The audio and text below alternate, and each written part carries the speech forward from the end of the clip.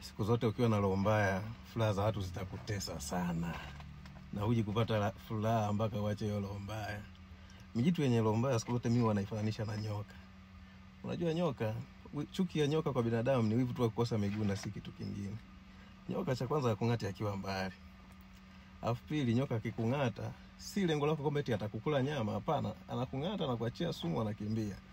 Lengo lake ni kwamba wewe ufe au ukatwe miguu ili mfanane uwe kama yeye. Unakuta jitu maskini ya Mungu kamjalia mpendo yake, kapata kakazi, kakibarua, linaenda kumharibia. Sio kama ni professional yake, hapana, ni limharibie tu kwamba basi naye akose hiyo kazi. Sio kwamba baba akikosa litapata lenyewe, hapana. Afu ni jitu zima kabisa. Nyinyi mnampa yule kazi, mnamjua. Sisi ndo tunamjua, sisi ndo ndugu zake, sisi ndo marafiki zake. Afu ni jitu zima kabisa, unaliheshimu. Haya.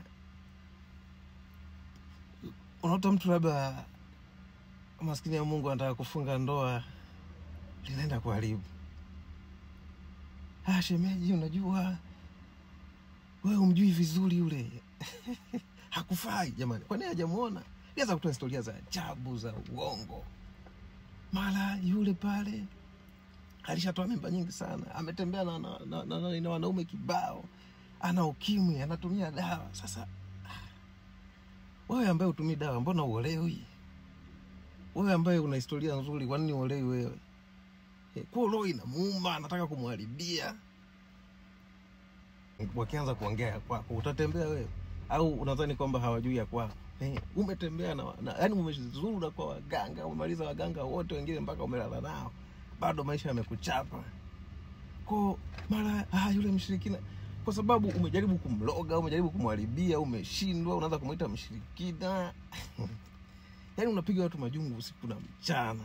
Mpaka mdomo umekubadilika, umekuwa mweusi kama pua ya mbwa, lakini bado ukomi, umri unakuacha. Afu mingine ni yanaume kabisa. Yanaume kabisa nenda kuharibu eti. Yule wewe umjui, yule anawazalishaga tu watoto wa watu, ana watoto wengi, anakimbia. Afu Mungu alivyoajabu. Sasa jitu la design hiyo likipata shida, cha kwanza linakukimbilia. Ndugu yangu, naomba unisaidie. Sisi ni ndugu. Wakati tunapiga majungu kujua kwamba sisi ni ndugu. Warafiki oye. Najua warafiki dozi imewaingia, ikikugusa badilika, lakini ukichukia ujumbe huu haitakusaidia chochote. Ukipenda share na wengine iwafikie, maana mmezidi.